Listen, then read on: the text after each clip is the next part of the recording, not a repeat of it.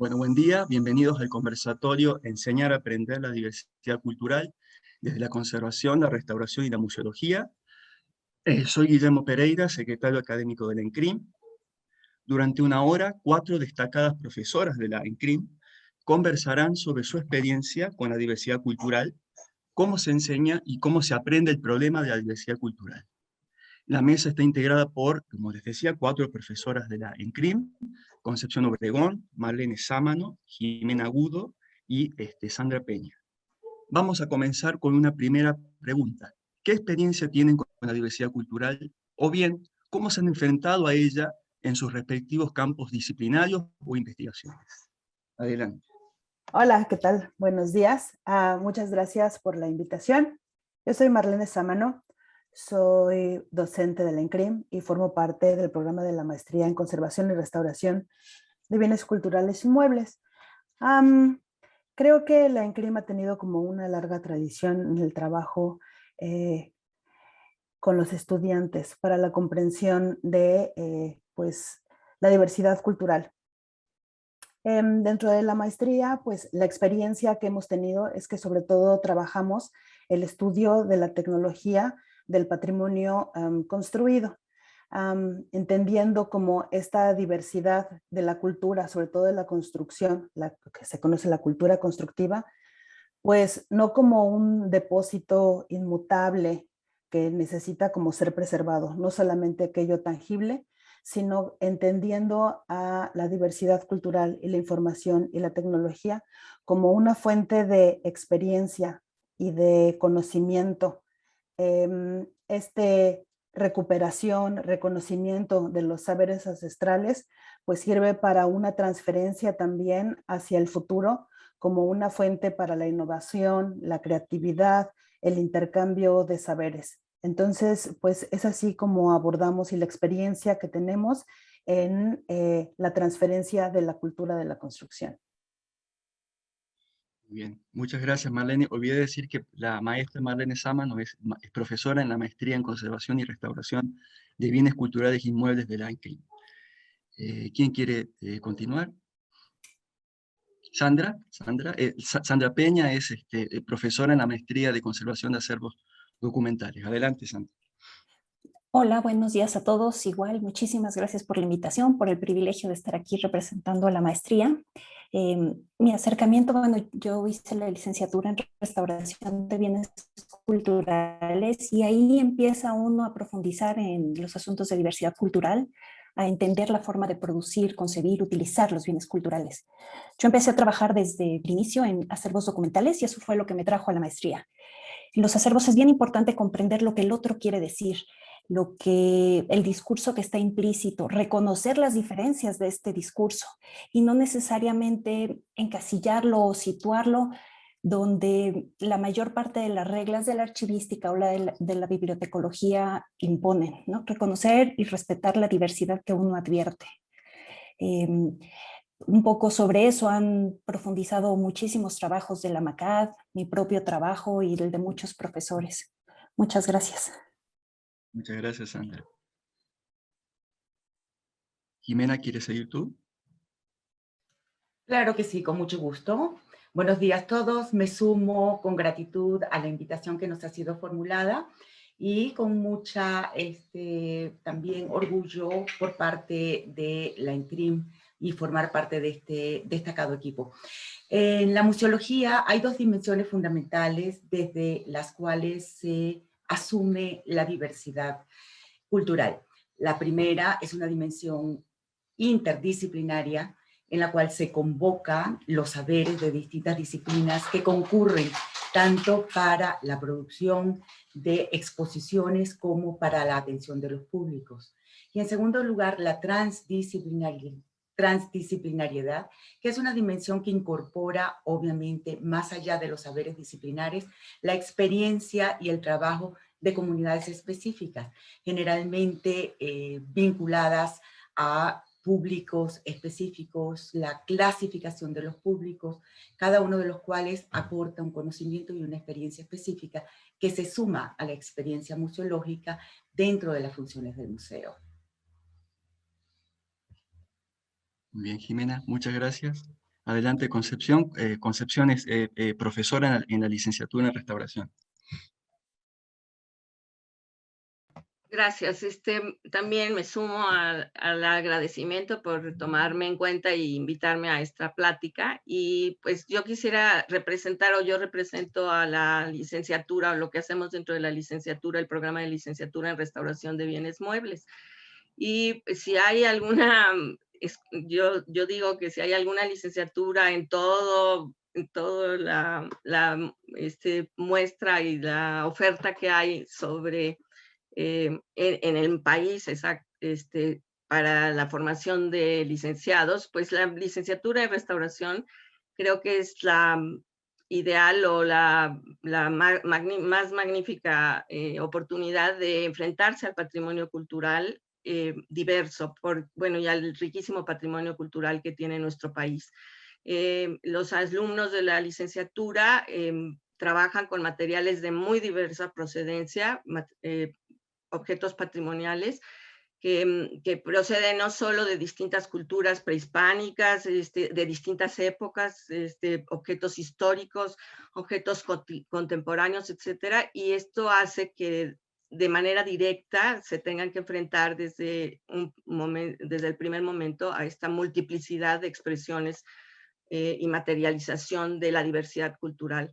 Y esto de alguna manera hace que aún sin ser muy conscientes, porque es su primer momento de formación, vayan adquiriendo esta perspectiva, este panorama general de todo lo que abarca la diversidad cultural de nuestro país.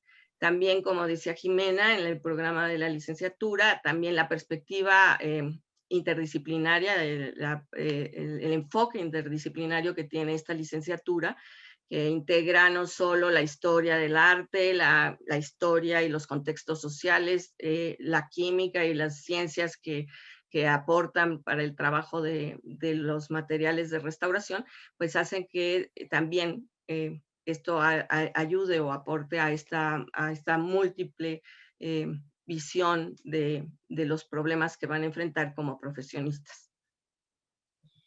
Bien, muchas gracias, Concepción. De alguna manera, entonces, podríamos decir, en esta primera ronda, y ahora iniciamos la conversación, ¿no?, que cuando hablamos de diversidad cultural no nos referimos únicamente a la diversidad de objetos. Entiendo por sus exposiciones hablan de diferencias de discursos, ¿no? Hablan de diversos públicos. Jimena nos hablaba de la clasificación de públicos. Entonces, cuando hablamos de diversidad cultural, hablamos de un campo de diversidad múltiple y complejo en sí mismo, no solamente los objetos, sino los sujetos, los enfoques, ¿no? ¿Qué podríamos decir sobre estos distintos frentes que tiene la diversidad cultural? Sandra, adelante. Siendo Marlene, bueno, yo creo que poco a poco, a lo largo de la licenciatura, las maestrías o nuestro propio ejercicio como docentes o como profesionistas, una de las cosas que yo creo que son más importantes es ver al patrimonio como algo vivo, algo que está ahí latiendo, ¿no? y que interactúa con la comunidad que lo conserva, ya sea en un museo, en una iglesia, en un propio archivo. Entonces, y como algo dinámico, algo que está en modificación constante, en cambio, en flujo. Y son de las cosas que creo que son más importantes de advertir en el patrimonio. Y quizá no tan difíciles, pero a veces sí están un poco escondidas. Uno va a un museo o va a un archivo o va a una iglesia y ve un objeto estático, inmutable. Y de pronto entenderlo en esta otra dimensión, desde mi punto de vista, es fundamental. Muchas gracias. Claro. Marlene, adelante. Gracias. Pues sí, yo creo que en el patrimonio se ve reflejado, en el patrimonio tangible, ¿no? Se ve reflejado pues toda esta diversidad cultural y finalmente es el resultado de toda una experiencia. Yo añadiría esa palabra porque son el resultado de largos procesos en donde, por ejemplo, en el caso de los inmuebles, hay una tradición larguísima de reconocimiento, selección, dominio de materiales, adaptación del hombre a su entorno y a su cultura, ¿no? Entonces, creo que el patrimonio cultural entonces tiene esta puesta en valor como parte de un sistema muy complejo que va vinculado con el ambiente y con la cultura. Y de ahí entonces que todos estos, pues es la cosmovisión, es el valor humano, es la sabiduría del pasado, y que ahora en el siglo XXI, en esta educación que se les da a los futuros profesionales, pues tenemos que impulsar que todo aquello que nos puede preparar para el futuro y brindar la recuperación de todo este conocimiento ancestral se puede transferir hacia el futuro también para promover pues el desarrollo sostenible también de los individuos, de las comunidades, de las naciones, porque es información, es experiencia que, como decíamos, no solamente queda como en un depósito, sino que puede ser transferida y puede seguir siendo usada. O sea, esto que menciona Sandra ahorita de que está vivo porque todavía puede ser actual y puede ser un recurso que permita pues armonía entre el ser humano y el medio ambiente para su desarrollo. Gracias, Marlene. O sea que, digamos, estaría vivo no solo en el presente, sino, como dices, también hay que pensar en cómo legamos los patrimonios al futuro, ¿verdad? Este carácter vivo. ¿Alguien más quiere abonar en esta idea?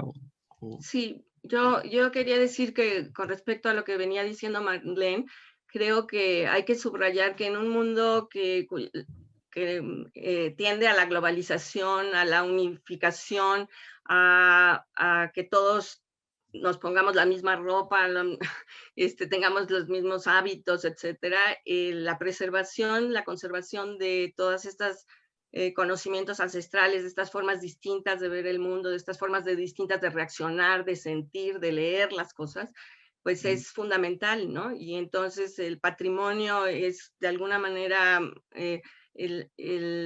pues la huella presente de mucha de esta diversidad y de estas formas distintas de ver las cosas y de enfrentarse a las cosas, y por lo tanto la conservación del patrimonio, pero sobre todo la conservación del respeto y el respeto y la conservación de la diversidad cultural es esencial para no unificarnos, sino no homogenizarnos como tiende o como es la tendencia general de la globalización.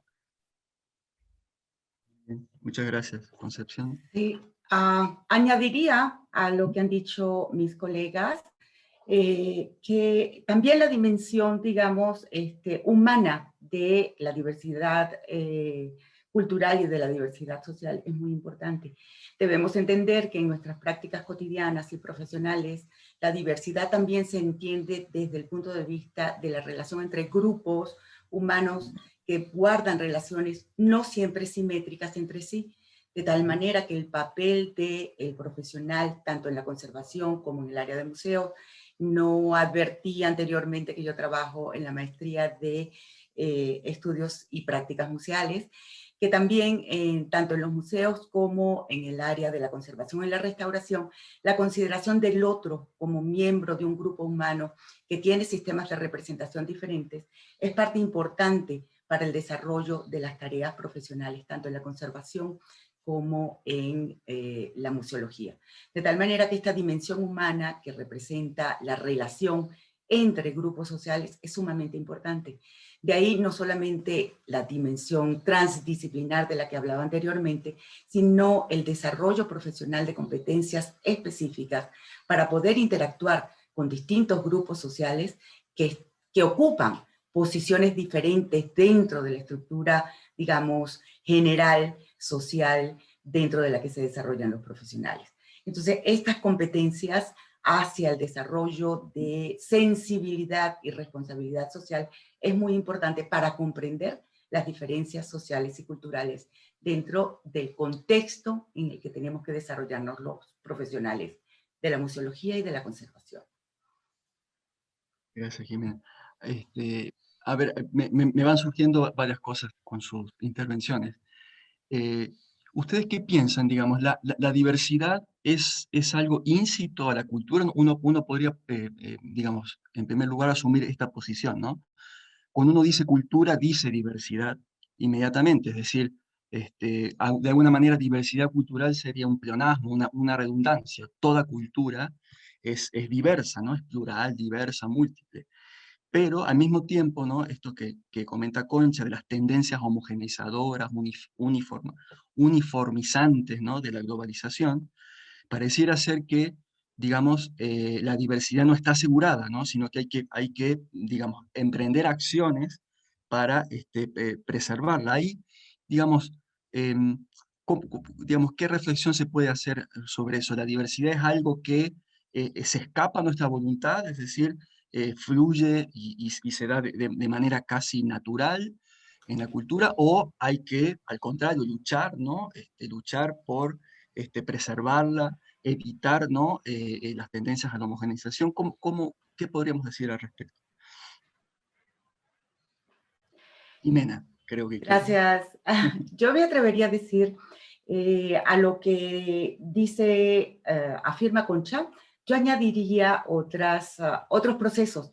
Yo no creo que solamente sean los procesos de homogeneización los que caracterizan la globalización. También creo que hay procesos de heterogeneización de las prácticas. De tal manera creo que así como hay tendencias que tienden hacia la unificación, igualmente hay tendencias locales que tienden a la afirmación de valores, de sistemas de representación que efectivamente, y creo que ahí es donde está justamente, es esa frontera donde se ubica precisamente el profesional de la conservación o de la museología.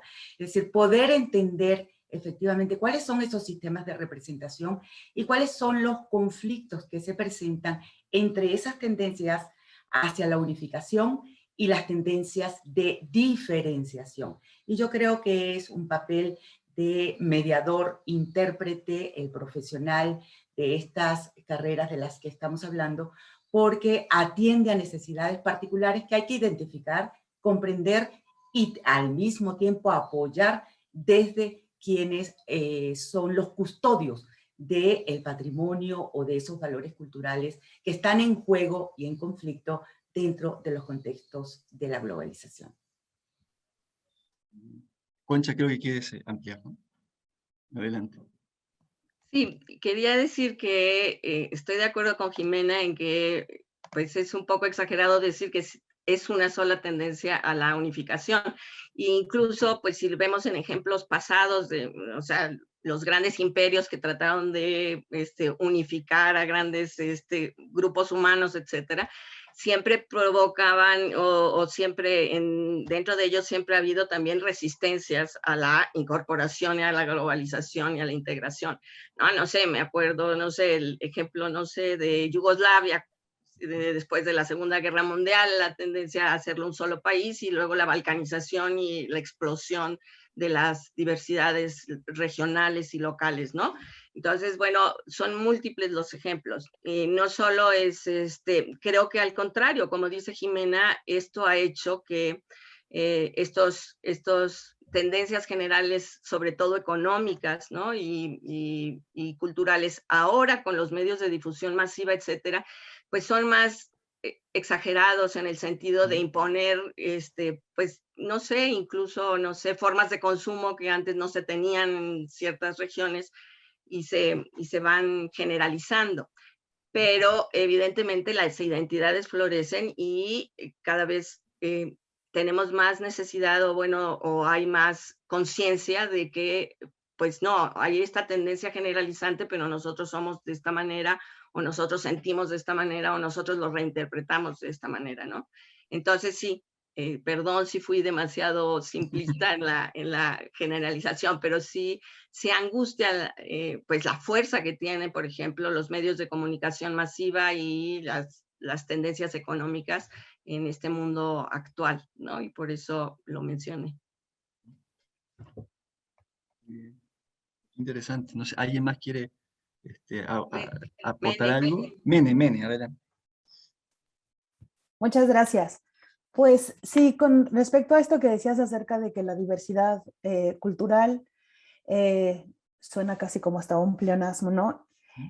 Creo que también bueno, ahora hay una tendencia en el mundo a toda esta cuestión del desarrollo sostenible y que sí ha considerado como a la diversidad cultural como uno de los fundamentos y que sobre todo creo que está hablando no solamente como de una cultura, de la que es la propia y la que es la local y la que es como relevante para uno, sino como el respeto y la protección a la diversidad justamente como de todas esas culturas, de su comprensión, de su respeto y si es necesario o es útil, pues también puede fomentar como el desarrollo de la humanidad, ¿no? Entonces, creo que es una cuestión como de diálogo y de respeto, no solamente de manera local, sino de manera como abierta. Y con respecto a lo que preguntabas de si tomamos como un nivel activo o no, en estas cuestiones, por ejemplo, de la educación, que nosotros en el programa de la maestría sí consideramos inculcar los preceptos pues de la sostenibilidad, ¿no? Y de entender como todas las acciones que se tienen que generar como para crear otra, no otra, sino una nueva mentalidad o un nuevo enfoque, pues sí creemos que cada generación pues decide qué es lo que le enseña a la siguiente generación, ¿no? Entonces, pues tratamos sí de hacer como este tipo de reflexión acerca de la cultura como este patrimonio que sí está vivo y que nos sirve como hacia el futuro, ¿no? Entonces yo sí creo que es una decisión de qué es lo que enseñamos y de cuál es la perspectiva y de cómo sí influencia lo que nosotros decidamos hacer hacia las generaciones futuras. Sí, adelante, Sandra, adelante. Abonando un poquito, creo que en eso quizá, es una visión quizá parcial, pero los acervos documentales siempre han, o en su mayoría a lo largo del tiempo, han respondido más a lineamientos del Estado, de la institución. O sea, normalmente las bibliotecas tienen un sistema de organización, los archivos tienen otro. Y para eso justo la MACAD ha tratado de brindar otras opciones, ¿no? Justo reconocer la diversidad en la construcción de este tipo de acervos, más allá de su reconocimiento, por usar una palabra, como desde la archivonomía o desde la bibliotecología, sino tratar de identificar estas diversidades. A lo mejor empezamos un poquito más tarde en el reconocimiento de estos aspectos, quizá, aunque sí lo ha habido a lo largo del tiempo, ¿no? Digamos, hay ejemplos, hay muchos ejemplos a lo largo del tiempo. Sin embargo, en unos momentos más recientes, creo que hemos profundizado mucho más en el reconocimiento de la diversidad de estas identidades desde los acervos o de la construcción de ciertas comunidades desde su construcción de acervos y desde su patrimonio documental. Gracias. O sea, digo, van surgiendo cosas, ¿no? Es decir, está esta cuestión de el diálogo, ¿no? El respeto y este rol mediador, ¿no? Que está surgiendo aquí en la conversación, que es el conservador, no exclusivamente como el custodio de lo propio, ¿no? Sino también como alguien que media, que se pone en el medio de dos partes, en el medio de dos tiempos, el presente y el futuro, ¿no? Como dice Marlene, hay que pensar en cómo este patrimonio va a ser legado al futuro, este rol mediador entre posiciones diversas, ¿no? Digamos, en ese rol mediador, ¿no? El conservador de acervos o de patrimonio inmueble o de objetos culturales o museísticos, digamos, cumple un papel activo, pasivo. ¿Qué significa qué significa mediar? ¿Qué significa establecer el puente, ¿no? Es decir, el conservador ahí, digamos, tiene que tomar distancia, tiene que participar activamente en esas mediaciones. ¿Qué piensan al respecto?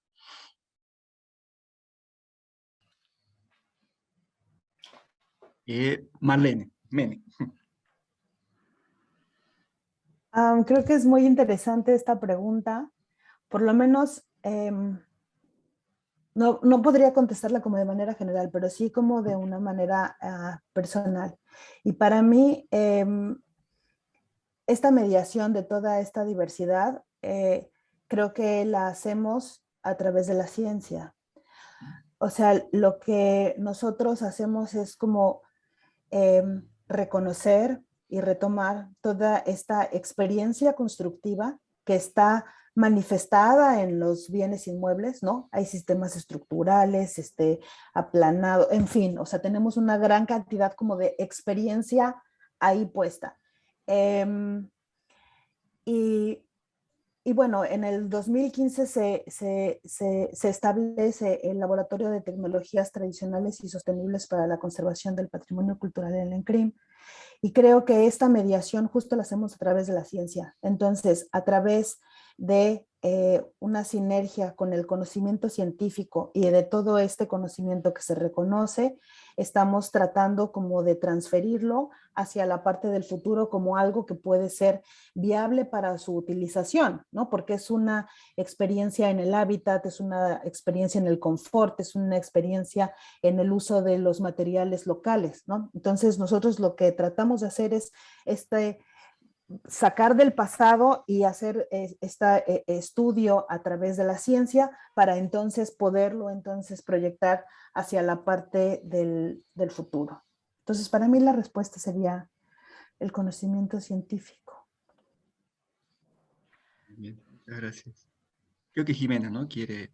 Adelante. Sí, retomando tu pregunta, Guillermo, es decir, ¿cuál sería el papel del profesional? A ver, reinterpreto tu pregunta y tú me corriges. ¿Cuál sería el papel fundamental del profesional en estas circunstancias, tanto del conservador como del que trabaja en instituciones museales, como mediador, como intérprete de esas tendencias y esos sistemas de representación? Yo creo que ese papel está todavía en la agenda, es un punto de discusión y hay tendencias, múltiples tendencias. Digamos que hay tendencias que llamamos tradicionales, que se vinculan con prácticas de orden hegemónico, vinculados, digamos, a lo que ha sido la historia de la modernidad, y que desestima entonces otros grupos sociales que tienen sistemas de representación diferentes. Que parte entonces de lo que está en la agenda es justamente cuáles son las competencias de este tipo de profesional, es decir, hacia dónde está dirigida su misión.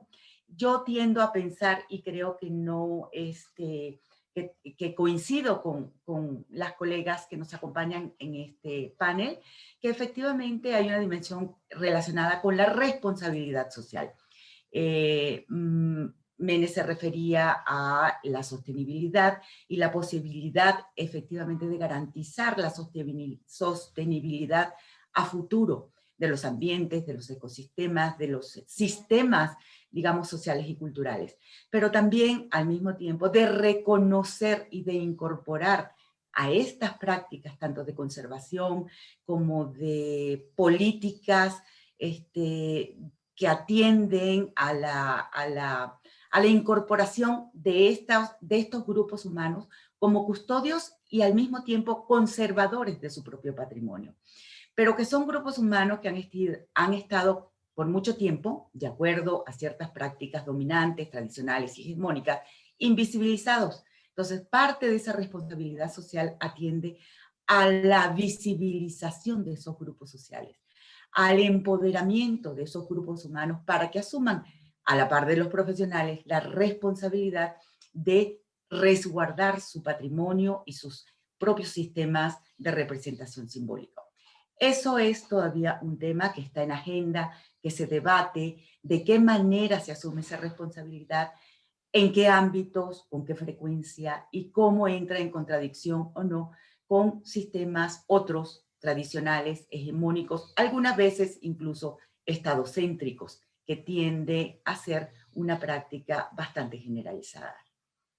Cedo la palabra. Y gracias, Concha. Adelante. Sí, abundando un poco en lo que dice Jimena, en el caso de, por ejemplo, de la restauración de bienes muebles, como me decía Jimena, las prácticas antes era llegar como restaurador con el conocimiento científico, como dice Marlene, con herramientas teóricas y metodológicas aprendidas, académicas, etcétera, y ser el experto y decir cómo se deben conservar los bienes culturales, ¿no? Y las comunidades que son los usuarios, los que les dan significado, los que les dan realmente vida a esos bienes culturales, pues muchas veces quedaban excluidas y quedaban, o sea, totalmente, como dice Jimena, con estas relaciones de poder y de los expertos que vienen de afuera y que representan al Estado, les vienen a decir cómo manejar sus bienes culturales. Y entonces ellos no sentían ninguna empatía ni ninguna, digamos, ninguna responsabilidad frente al bien cultural. O sea, por ejemplo, los objetos de culto religioso, ¿no? Entonces, o las comunidades indígenas con ciertos objetos patrimoniales que estaban todavía, digamos, completamente inmersos en sus dinámicas cotidianas, pero que eran vistos como algo que trataban los expertos que vienen de afuera y que nos imponen su visión. Y esto, por ejemplo, en el INAH, a pesar de ser una institución oficial, y a pesar de representar los valores del Estado, etcétera, la ENCRIM, por ejemplo, ha tenido ya una muy larga experiencia en tratar de tomar en cuenta los significados, los contextos en donde se están manejando y revitalizando y refuncionalizando estos objetos, y incorporar también las perspectivas, las opiniones, el expertise de estas mismas gentes en sus propios objetos y hacerlos de alguna manera que, sintiéndose integrados a este proceso de restauración, a este interés por conservar, etcétera, se conviertan en los principales defensores y en los conservadores o los que van a vigilar que estos objetos sigan manteniéndose en condiciones, de alguna manera, mejores condiciones para su conservación a futuro, ¿no?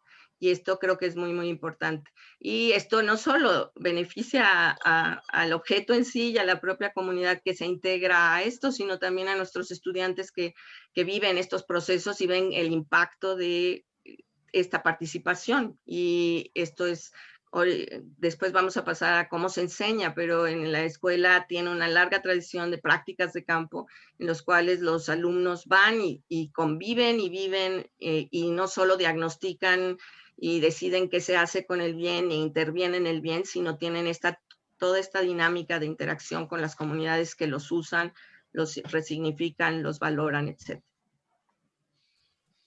Gracias, Concha. Creo que tu intervención nos da pie justamente a la segunda parte del conversatorio, y que tiene que ver justamente con la relación, ¿no?, entre la docencia y la diversidad cultural, pero de alguna manera eh, lo que decía me hacía pensar esto, que de alguna manera el Estado, digamos, por experiencia histórica y por haberlo leído en 1000 textos ya a esta altura, tiene una tendencia, ¿no?, a homogenizar, una tendencia, ¿no?, digamos, en sus tendencias burocráticas y en sus tendencias organizativas, es muy fácil que termine primando la tendencia esta, la encarnación del saber, homogeneizar, etcétera. Y pensaba el rol de la escuela, de nuestra escuela, del ENCRIM, que forma parte del Estado, pero, digamos, el gran desafío aquí es, digamos, cómo una escuela, una institución de educación superior puede, digamos, dentro del Estado, ¿no?, sin desconocer su incorporación al Estado, poner de alguna manera en duda esas tendencias cuasi naturales, ¿no?, digamos, cuasi históricas que tiene el Estado, eh, de, eh, digamos, uniformizar, ¿no? Entonces, en ese sentido, es un papel difícil y al mismo tiempo complejo y rico el de una escuela como la nuestra, que estando dentro del Estado tiene que, digamos, disponer, ¿no?, o sea, las herramientas necesarias para que se respete la diversidad cultural, para que se abra el diálogo intercultural, para que se respete la diferencia, etc. Entonces, en ese sentido, creo que podemos pasar a la segunda parte del conversatorio, que es, eh, digamos, cuál es el papel, ¿no?, de la docencia universitaria en fomentar este respeto a la diversidad cultural. De alguna manera, en la pregunta ya estoy dando la respuesta, ¿no? Pero me gustaría que conversemos sobre, digamos, el papel, ¿no?, el papel de la docencia universitaria, cómo se enseña la diversidad, o sea, se enseña la diversidad cultural, ¿no? Se aprende la diversidad cultural, digamos, cómo nos posicionamos como docentes frente a ello. No sé quién quiere empezar. Sandra quería decir algo Sandra, y perdón. enlazamos con ella. Perfecto, Sandra, adelante. Ok, ya, a ver si podemos enlazar. Yo justo pensando y regresando un poco a la pregunta anterior que me dio vía, pero lo hice tarde, levanté la mano tarde, hablábamos justo de la homogeneización, ¿no? Yo quería profundizar un poco en justo estas políticas institucionales o estatales de las que hablábamos, eh, han afectado al patrimonio, en particular en los acervos documentales, es muy claro a través de la digitalización y las plataformas de búsqueda donde uno puede buscar cualquier tipo de información y aparece, no sé, si busco Revolución Mexicana, puede aparecer una imagen generada por el Estado y una imagen que ya ha sido generada por otro tipo de grupos en el mismo nivel, en el mismo contexto, una junto a la otra, ¿no? Y eso va dificultando mucho ciertas percepciones de la diversidad, de la producción, de cómo se genera.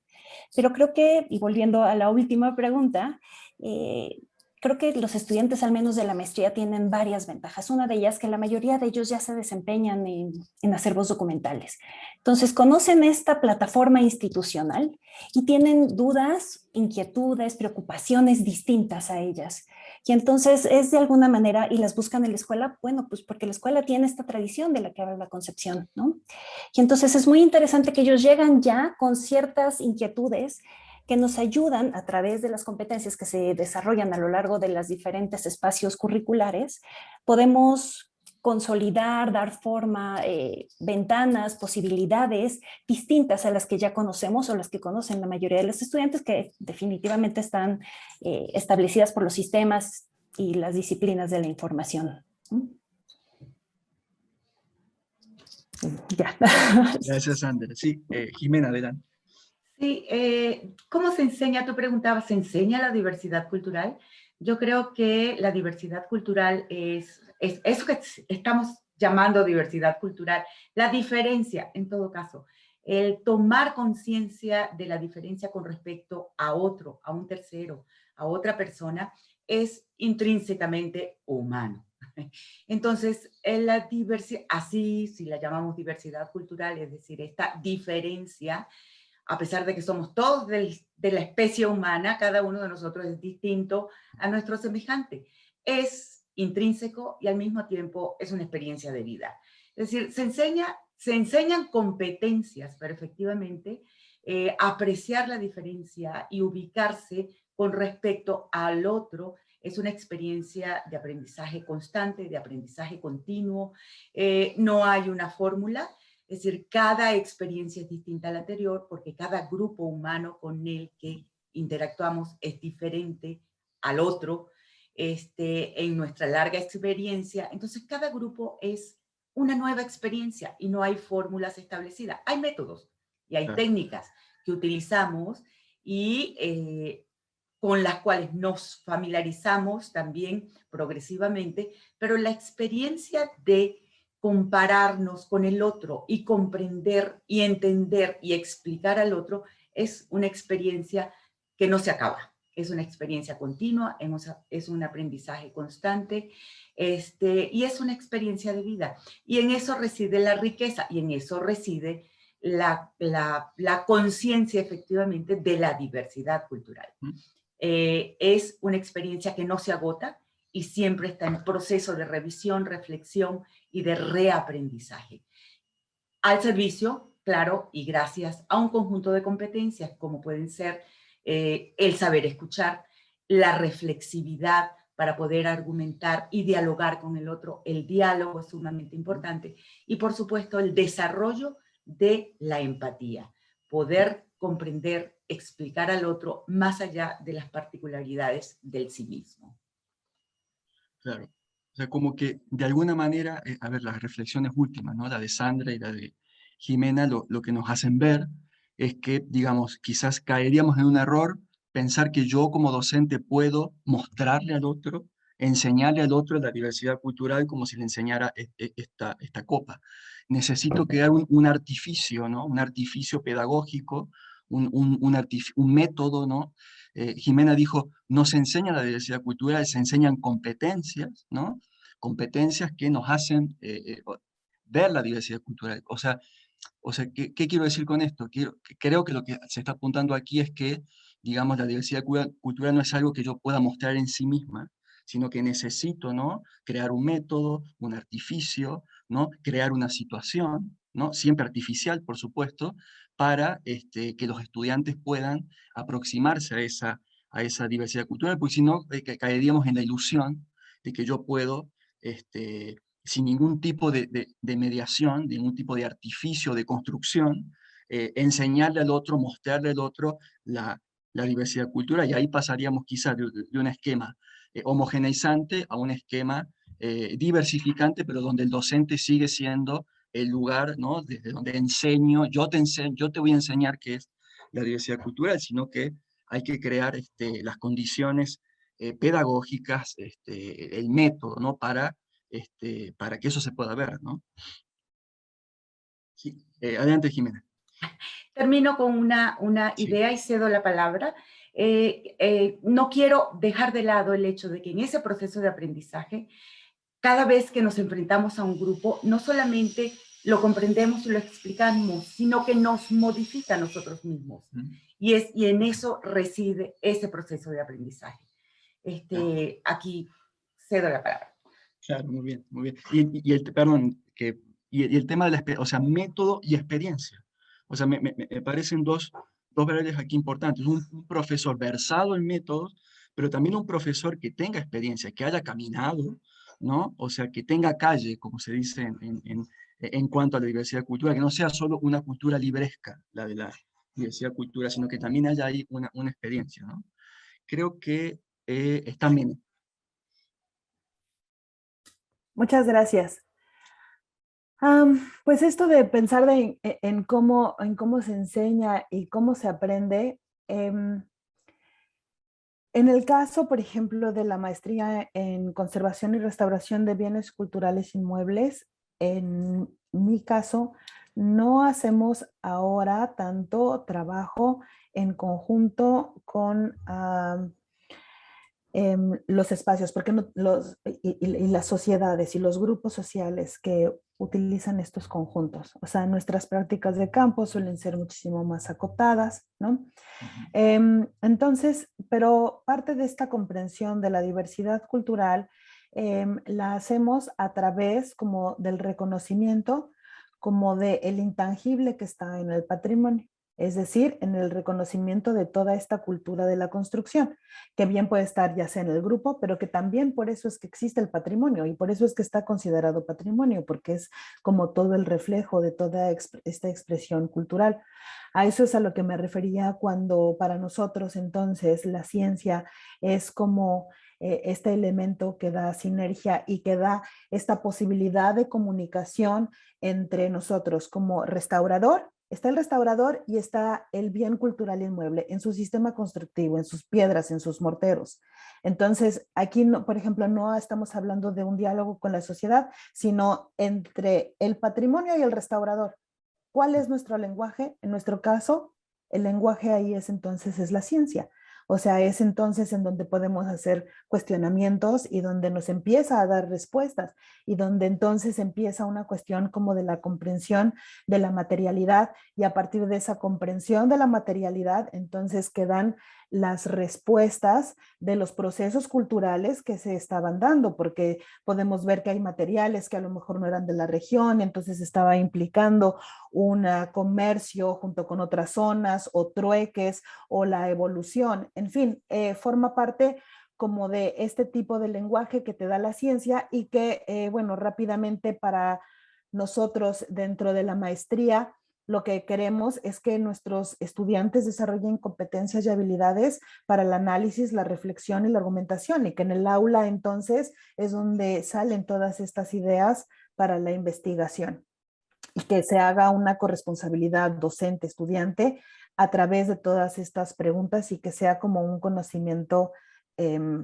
pues activo a través de la investigación. Gracias. Muy bien. Concepción, te cedo la palabra. Nos dicen aquí que nos quedan 5 minutos, entonces yo creo que puede intervenir Concha y quizás alguien más, y ya vamos cerrando la mesa.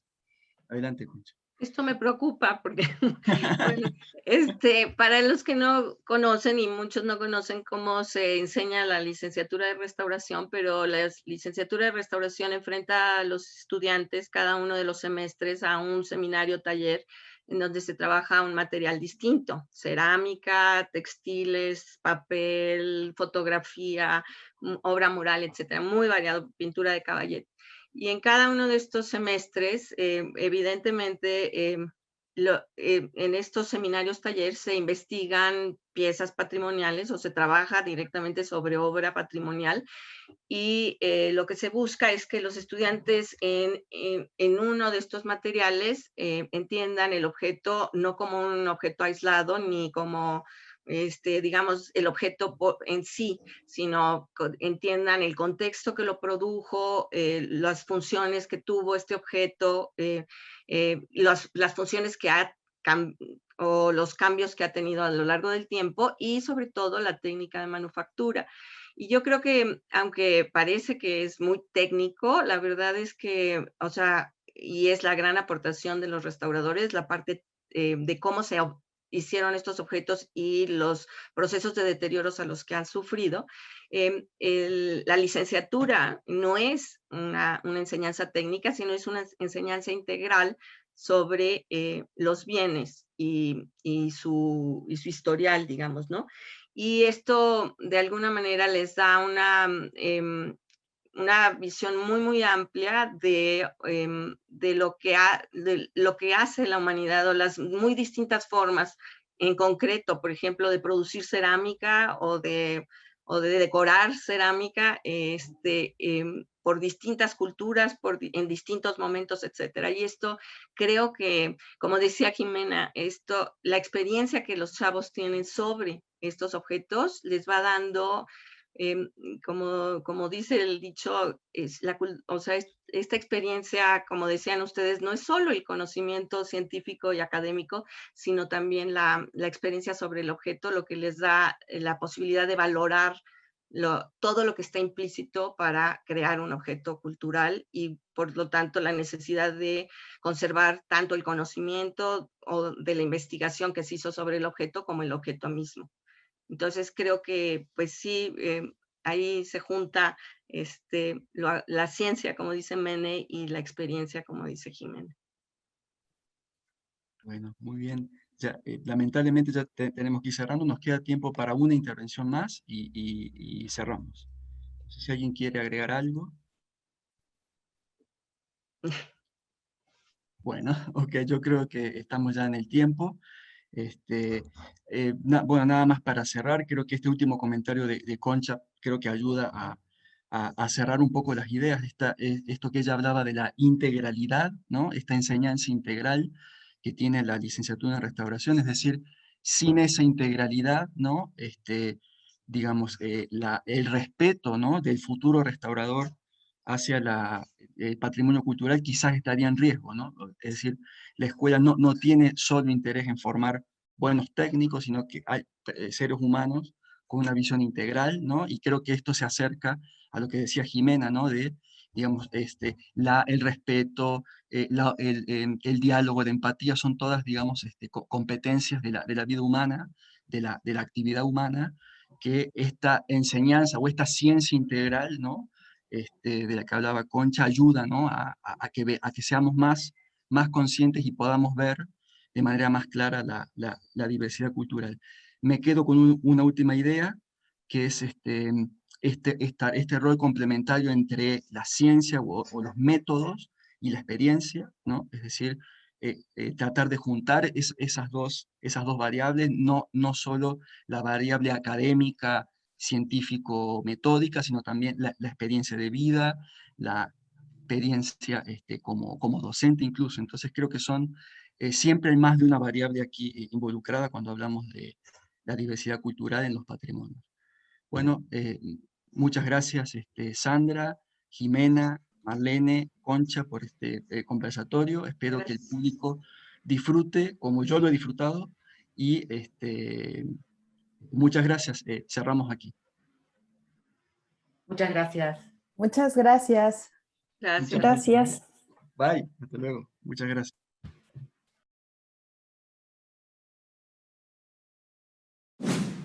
Gobierno de México.